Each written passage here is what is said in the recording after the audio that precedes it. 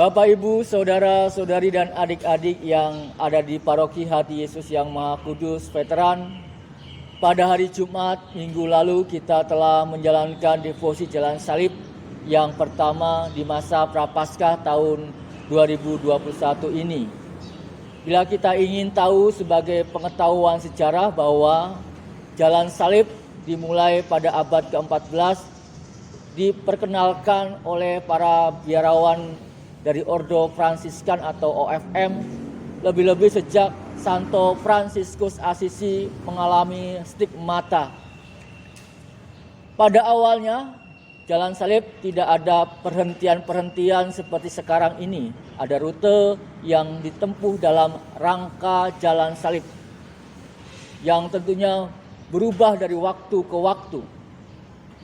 Malahan masing-masing kelompok umat menawarkan sejumlah perhentian yang berbeda dan menetapkan pada lokasi yang berbeda pula.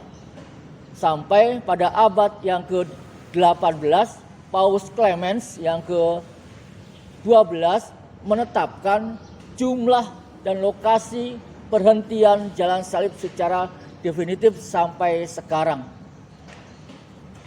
Bapak, Ibu, Saudara-saudari, dan adik-adik yang terkasih, dalam setiap perhentian dalam Jalan Salib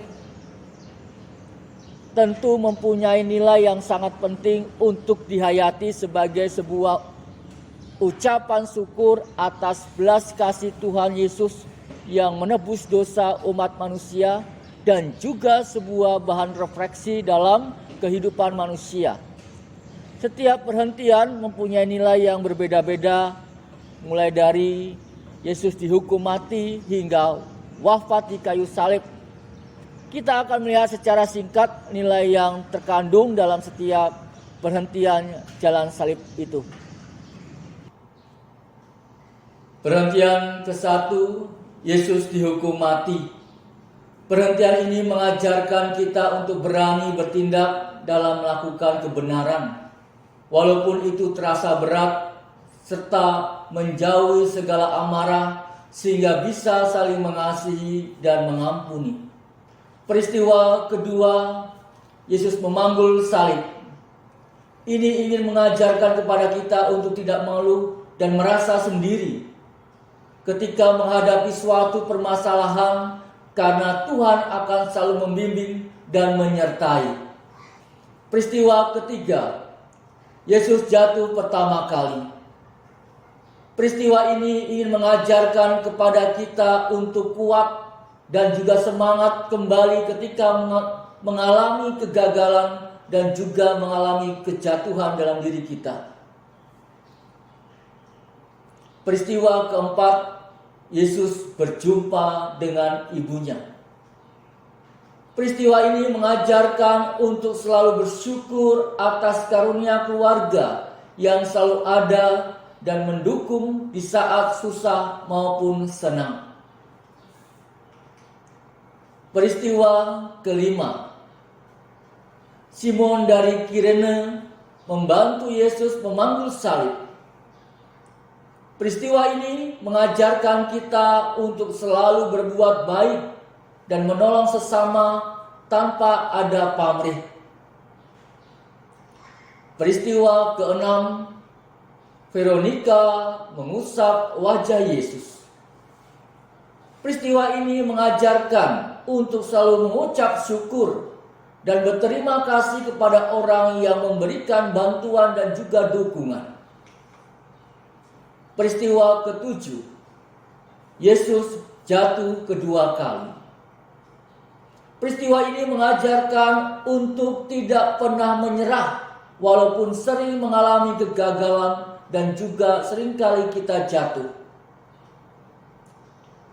Peristiwa ke-8, Yesus menghibur perempuan-perempuan yang menangisinya. Peristiwa ini mengajarkan untuk selalu berbagi kebahagiaan dengan orang lain di sekitarku atau di sekitar kita, meskipun dalam keadaan susah. Peristiwa ke-9, Yesus jatuh ketiga kalinya. Dan ini mengajarkan untuk kuat dan bangkit kembali meskipun berada pada keadaan yang paling buruk. Peristiwa ke-10.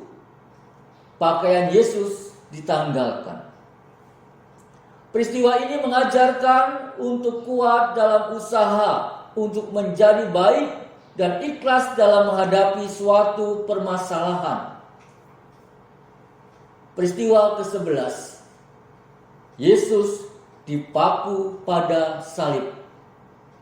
Peristiwa ini mengajarkan untuk selalu takut akan perbuatan dosa serta selalu menerapkan ajaran cinta kasih dalam setiap perbuatan-perbuatan diri kita. Peristiwa ke-12. Yesus wafat di kayu salib. Peristiwa ini mengajarkan untuk selalu percaya dan mengandalkan Tuhan dalam setiap permasalahan hidup. Peristiwa ke-13. Jenazah Yesus diturunkan dari salib. Peristiwa ini mengajarkan kepada kita untuk selalu murah hati, mengajarkan cinta kasih kepada semua orang di sekitarku atau di sekitar kita. Peristiwa ke-14. Yesus dimakamkan. Ini mengajarkan untuk tidak pernah berhenti berharap dan putus asa, serta mengandalkan Tuhan ketika apa yang sedang dicapai belum berhasil. Bapak, Ibu, saudara-saudariku yang terkasih, sering dengan berkembangnya zaman dan pesatnya teknologi, kegiatan jalan salib terkadang hanyalah sebagai sebuah rutinitas menjelang masa Prapaskah, sehingga nilai-nilai dan juga penghayatan tentang jalan salib sudah mulai berubah.